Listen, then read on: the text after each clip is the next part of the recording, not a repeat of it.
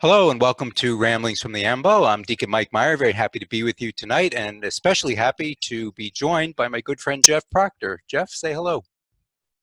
Hello. Mike and I were together for the past 3.5 decades, and happy to have him as a very, very close friend.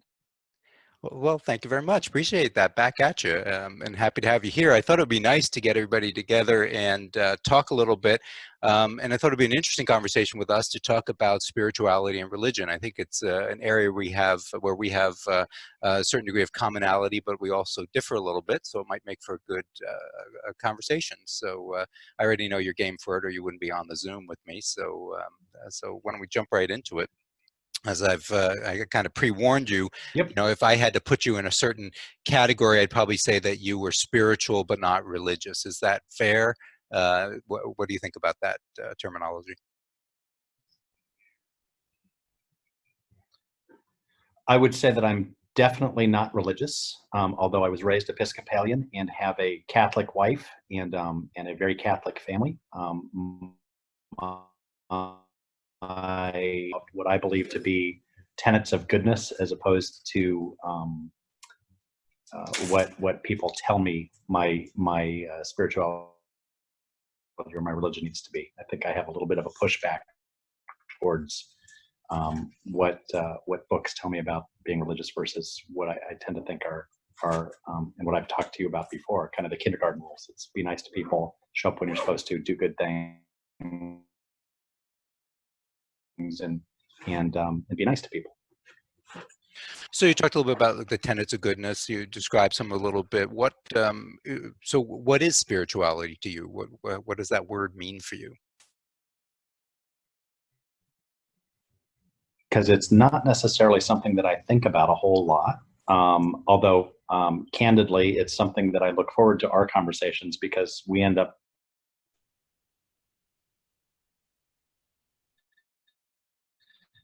this with you because I know how much spirituality and religion means to you. But I think for me, the biggest thing about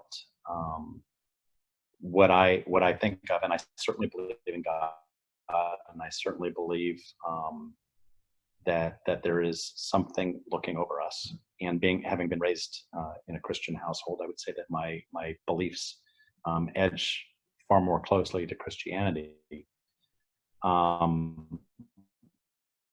But I would say that are the things that influence my spirituality, and that comes down to family and friends primarily. I'm blessed to have a great wife and great kids,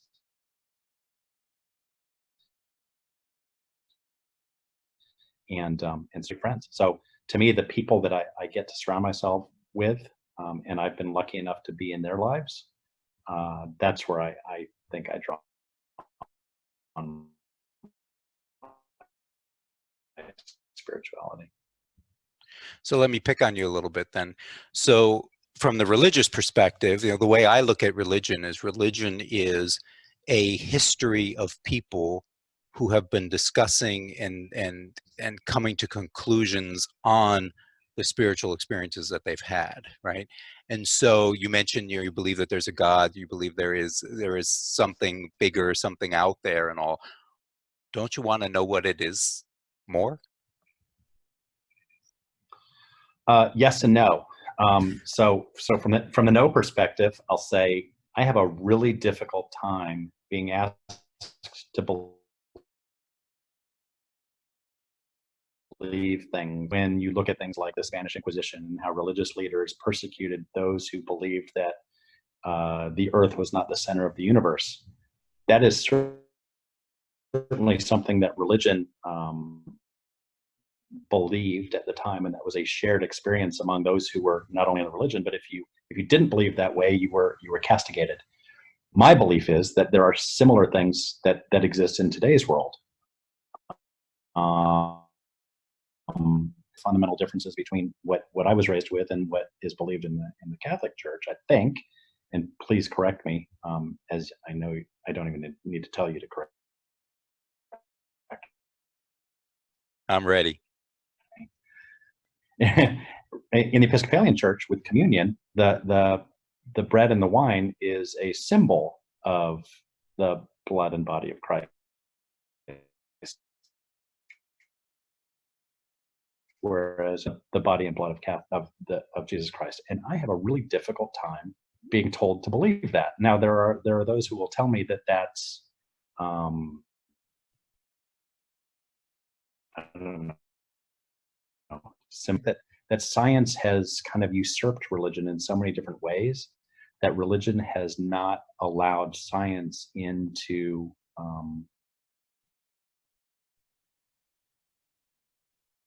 to help it make things that have been done. And one of the things that bothers me about the use of talking about God as someone who's on, which is by a guy named Jay Winnick, and it's about the American Civil War.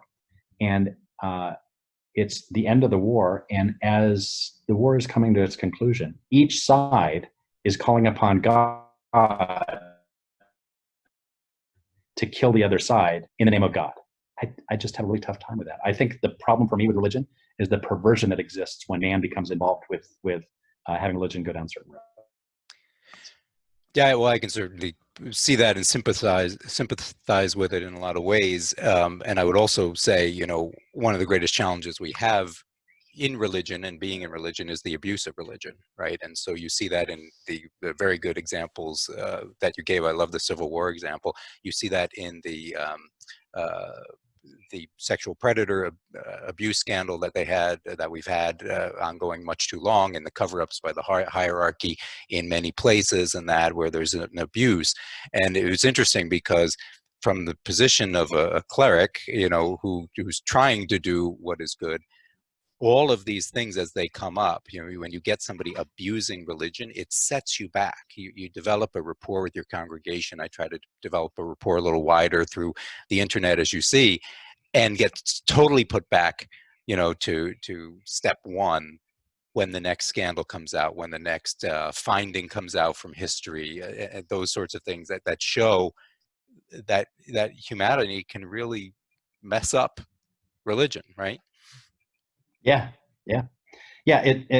One of the things that you'd asked me in kind of talking about before we ended up talking, from what I believe, and not at all. I love the fact that you are as adamant about your Catholic faith as you are, and their Islamic faith as they are, and their Shinto faith as they are, because to me it's such a personal thing. And I think that's part of the thing that to me troubles me when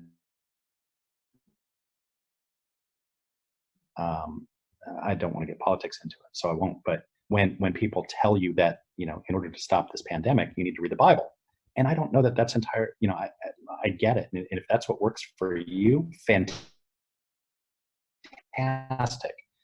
It might need something other than a Christian God to get them through this. So anyway, so I think that there are a bunch of different ways of getting through things, and I've watched, and one of the things that I stopped watching him, and I think he's very clever and very smart, but he's an avowed atheist, and which fine, whatever, if that of those who believe in something. And I just, for the life of me, I can't imagine why you would focus on the quote unquote evils of religion and then turn around and and say that your way is the right way. I guess that's my problem. That your way is the right way and the only way. And I don't know if we've talked about this before, but Gandhi wasn't a Christian. My feeling about Gandhi is that he was a pretty good guy in the overall scheme of things. And if he's not getting into heaven because he didn't believe in Jesus Christ, I just don't know that I can agree with that. And as an aside, that's not a Catholic belief. However, there's certainly been plenty throughout the history of Catholicism who have pushed that belief, and of course in other Christian faiths as well, right? You reminded me a little bit of a joke/story that I heard about a seminarian who was failing all of his classes, and the rector called him in, to kind of scold him, and the seminarian said, well, the Holy Spirit is guiding me through all of this. I don't need to study. And the rector said, well, I think the Holy Spirit is calling you to go to the library, right? So, the reaction to people saying read the Bible, I agree. I think reading the Bible is good, but it's not reading the Bible as a discipline, and so you get a gold star and then God is going to lift the pandemic. God didn't cause the pandemic. God doesn't want the pandemic. But I do think there are things in Scripture that are going to inspire us to do the things that we should do, going back to those basic tenets that you talked about before. And I think in a previous conversation, you had mentioned, kind of the golden rule, and that golden rule exists in every single religion in one form or another, in every single religion that exists, right? So it means something, right? Which kind of circles me back a little bit to the question I had before is, do you want to know God a little bit more? And you said, well, yes and no. What's the no? Because I don't know that I know what the no is. There's nothing that's pushing me to go out and find a closeness to God, other than kind of what I feel is like my own relationship with Him. And again, I use the Christian God as the basis for my beliefs. It's funny because I think I had said to you about my thoughts with you or something, and you said, and maybe this wasn't you, I'd said it to somebody, and they said, oh, well, prayer, I'm sending prayers your way. And I never send prayers your way. I always send thoughts. Mm-hmm. And it's almost a defiance in my mind, right? That my mother-in-law is very religious. My wife claims that every time she loses something and she's on the last stages of, she's down to her last strike about finding something, she'll pray to a particular saint. And I am a big believer in that. But for me, it's much more about, I don't know, I guess an authenticity. And I just don't feel like I would be being authentic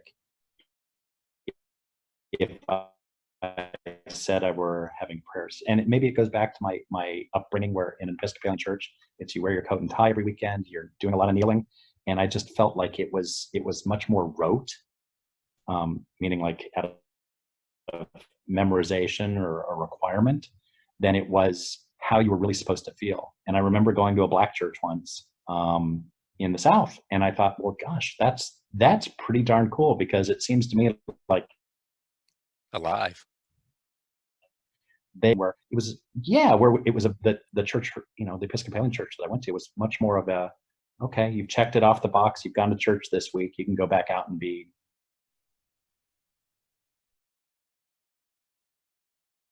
the good. And that's what I worry about in Catholicism, because you have the same thing, right? There's a bit of a punch the card kind of approach sometimes, and we get so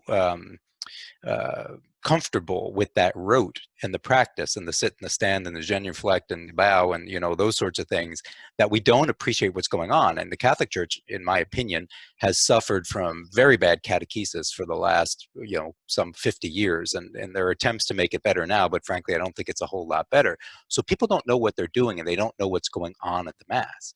And when you can appreciate what we're doing, right, then it becomes a whole different world, and so I went through diaconate formation and became ordained in order to understand what they were doing. And I'll tell you that my most common phrase during diaconate formation was, how come I never learned that before?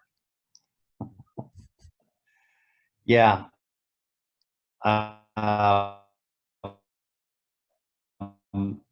Whether it be religion or business or sports or whatever else, by the people that are involved in it. And whether it's the hypocrisy of certain religious leaders or certain political leaders or business leaders, or I'm involved in sports television. Sports teams, if people don't tell you the truth and they don't own up to mistakes, and they seem to have other motivate, that to me is, I think, my fundamental issue with religion, is that it becomes much more about the people that are in charge of interpreting that religion than the religion itself. And I would tell you as well, and you and I've talked about my daughter being a feminist, and very, very much on the far left fringes of things. And what she's taught me is that, and it's true, the more you look at religion, the less you see women, how leadership in anything can really function without women having a strong presence in it. I agree, and you know there will always be that issue in the Catholic Church with the male clergy. I don't foresee that changing, but I can tell you that the women run the church. You know, when you're on a parish level, you know, all of the volunteers, all of the people almost all the people in the administrative positions in that, it's the women. And one thing that I say to women in our church is, if you really want to have an impact on the church, go to school and study theology, right? Start teaching the people who are going to be in those administrative lessons, right? Positions, and have an influence that way, since there isn't the venue open on the clergy side of it. I also think, especially under Pope Francis, what you're going to see over time is a devolution of some of the authority, you know, probably not on the, you know, the faith and moral side, but on the governance side. I think you're going to see a devolution, and there's a little bit of that now, of authority within the church to call out the role of women stronger. So I agree. I mean, I completely agree that we have to do that. I think I'm not sure if it was Pope Francis or Pope Benedict, but one of them said we need a theology of women, you know, in the church, and that's absolutely right. But then they didn't do it, so you know they need to do it. Not sure I'm called to that. Well, I'm guessing it was Francis and not Benedict, because again, getting back to people whom I admire,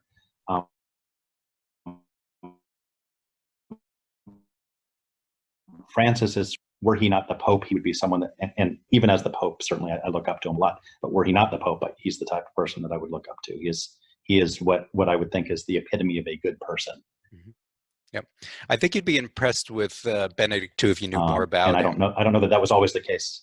Yeah, well, I think you would be if you knew more about him. And I know him mainly through his writings. He was a very gifted theologian, and actually not easy to read. I could tell you there were some sleepless nights dealing with some of his writings, but extremely pastoral, extremely spiritual. In fact, he wrote a trilogy on Jesus, sort of taking you through the scriptures of Jesus, and it's really beautiful. It's a spiritual journey as much as it is a theological or biblical journey looking at him, and I recommend that to viewers out there. I know you'll pick it up right away, Jeff.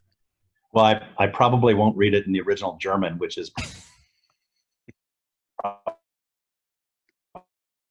what you did. But, you know, you talked earlier about religion being kind of a sharing of the stories of what has gone on in humanity for years. And that becomes part of the problem that I have too. I think, and I certainly don't mean to beat on the Catholic Church. The Italian Church, had Henry VIII been given a divorce, right? Which is a silly reason for a religion starting, in my view. Some of the things that the Catholic Church has over the years, again, I mentioned the span of God through the years, and that becomes my problem with religion. And that, again, is not the problem with the religion per se. It's not really the problem with the religion itself. So maybe that's, and you've got me to focus on that a little bit more in my mind, and that makes some sense to me, that it's, you know, and I've mentioned to you before an incident with the Lakers where he ended up charging more money for the funeral to happen, and it seemed like it was one of those things that he would have done to someone who was coming in to get married, or someone who was having their own family funeral, and it just didn't seem like that was what a good guy or what a good person would do. And yet at the same time, our Monsignor in Manhattan Beach, which is where I live, when my mom was dying from cancer, could not have been a better person. And my mom, you know, was Swedish and Lutheran and was not Catholic and was just scared and dying. And he could not have been better to her. So I have an appreciation. And those are the priests we need to promote. Right. I mean, Completely. the ones we need to get out there, and we need, you know, the stories that aren't the good stories, they got to be addressed, and you got to get those people out of the places, you know, where they are. I want to circle back something I thought of. You and I had a conversation. You brought this up tangentially a moment ago, but you and I had a conversation a couple of weeks ago about Kobe Bryant, and you mentioned or a little bit earlier, kind of that notion of dealing with your issues, right? And that's what our conversation was. Is the guy wasn't perfect, but when he made mistakes, he owned it. And he made reparations for it, and that's impressive. I mean, God rest his soul. A wonderful man, and what a gifted man, and that. But perhaps the greatest lesson were the scandals that he had. You had your camps come out of those who adored him and loved him, and said that, and then those who immediately had to throw the news in of the bad things that happened in his life. But if you look at those bad things, he always owned them. He always owned them, and to me, that's taking a bad situation and making the best out of it that you can.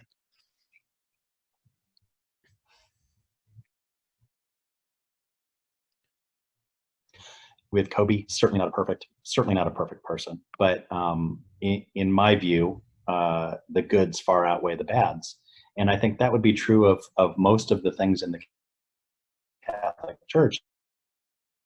And there's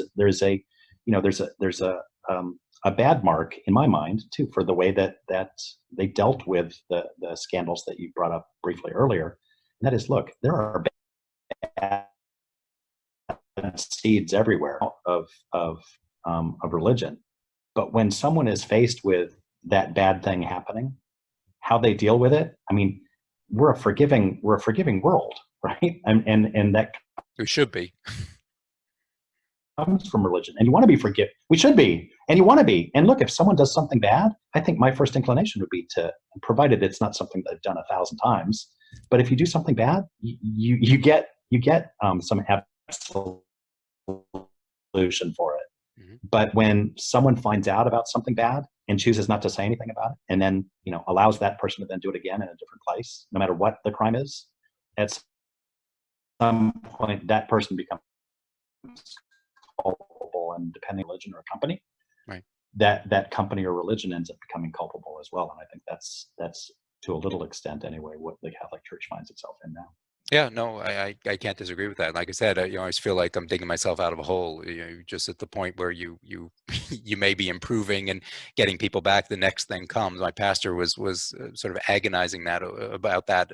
I don't know, it was a year and a half or so ago when all the McCarrick issues came out in the news, and then they started releasing all of the reports from the past, et cetera, et cetera. It was like you just get 1 month and you'd think you're beyond that and be able to rebuild, and then the next thing came out and the next thing came out.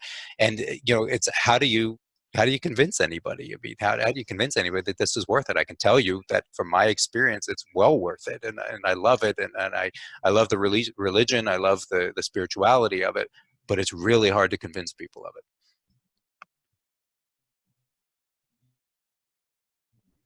USS Theodore Roosevelt. Did you read about that? No. In the San Francisco Chronicle? Mm-mm. So it's an aircraft carrier, and it's in the Pacific Ocean. They had a port stop 3 weeks ago and be at coronavirus as they got off board. But as they got on board, everyone was tested. And it turned out that 3 of the sailors tested positive for coronavirus. And as they got on,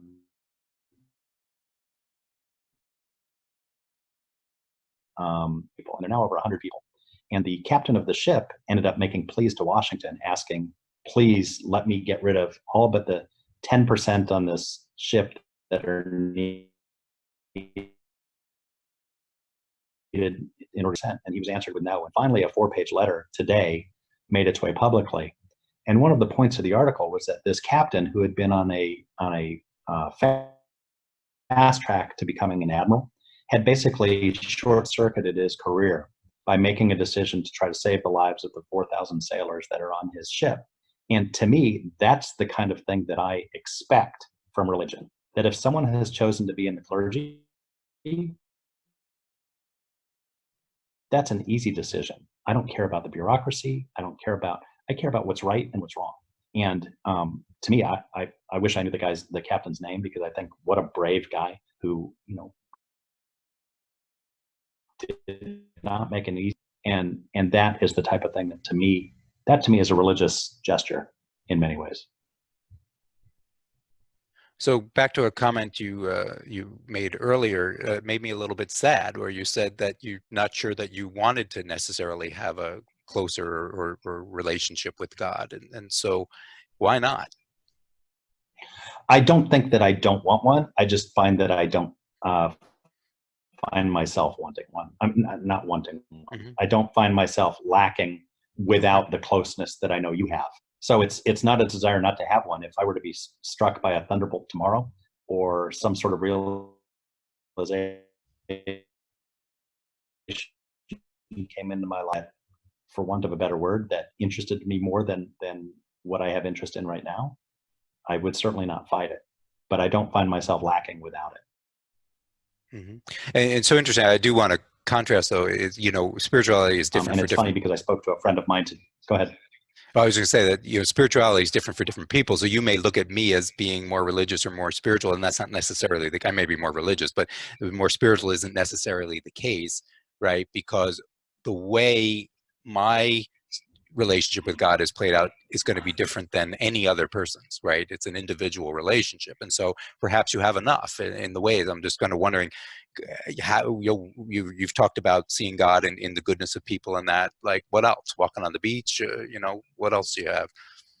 Oh yeah, no, that's a good point. I mean, as I said, I live in Manhattan Beach in Southern California,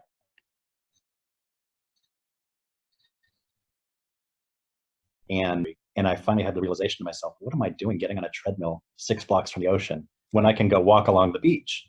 And I get so much happiness. My kids give me such a hard time because I get so much happiness. A, walking along the beach, and B, looking at seeing wild animals or seeing birds. Mhm. It's stupid, but like I saw dolphins and whales the other day as I was walking along. To me, there is no way that those things aren't happening without God, right? I Right. mean, there is no way that the ocean looks the way that the ocean does. There is Yeah. no way that there is a whale that breached out. That is the coolest thing. Or a pod of dolphins that jumps around. To me, those things are godly. So let me add a layer for you for the next time you go for a walk. The way you see the ocean and when the way you see the whale breach is a gift to you specifically from God. Others may see it and they may see it as a gift from God, but it will be different. And the story I always tell is one of those confirming moments for me was I was driving home from New York when I was commuting, and I come home into the sunset. And it wasn't a bad day. I wasn't in any particular mood, kind of, normal, average day and that kind of thing. And the sunset was absolutely gorgeous. I mean, every color was in the sky in front of me. And I knew in that instant that God gave me that sunset. I knew that everyone else driving the same way could see the same thing I saw, but I knew that the experience of it was individual to me. And that creates what I think is a gratitude, right? And to me, that's that next step of spirituality, right? Is that when you have a God, when you made the comment before, I smiled a little bit when you said, I'm not sure, if I want to know more, right? Because it actually, if you know more, you're responsible, right? And if there's a God and you believe, as I do, that that God is all loving and all giving and that everything that I have ultimately comes from God, it's a gift from God, then I owe God my gratitude. I owe God the respect of his creation, right? Including the dignity of every single person, no matter what status they're in their life, and that treating people accordingly, as you said, good deeds and all of that. That all to me ties to that God. So just throwing that out for your next walk. You'll be gone for like 6 hours, and your family's going to call me up and say, "What did you do to him?" Well, it's funny because now that we're quarantined, I'm not allowed to walk on the beach anymore. So Oh, those you're days right. those days are Oh, over. But oh no. but I will tell you, what you say has a lot of resonance. I mean, you're seeing it in a way that no one else is seeing, and that it's given to you as a gift. Again, my problem with religion is that I think people screw it up just as a bully pulpit sometimes. Your weapon. Yeah, very much so. Yeah. It completely turns me off. If you well, look, otherwise I probably wouldn't go anyway. But, but, but that kind of message it resonates. I mean, that kind of message even. I mean, I don't understand atheists. I don't understand how you can have the feeling that all of this around us exists and yet there's nothing that created it. Yeah. That's one of my key points of I don't belief. understand that. That's one But of, go ahead. sorry, we promise not to talk over each other, and when I'm talking over you, that's one of my key points of belief, is that the world is just the order of the world, it's just too complex to say that something bigger didn't make it, on purpose. That's certainly the way that I feel. The gratitude part and the fact that because again, my daughter and I went on a walk when I was in Georgia a couple weeks ago, or in Georgia probably about a month ago, or maybe a little bit longer. But we're walking through this little park, and there happened to be, it's the weirdest thing I've ever seen, a little neighborhood zoo. They had ferrets and otters and all these things. And I love seeing animals. I just love it. And my daughter's looking at me going, "You are the weirdest person in the world."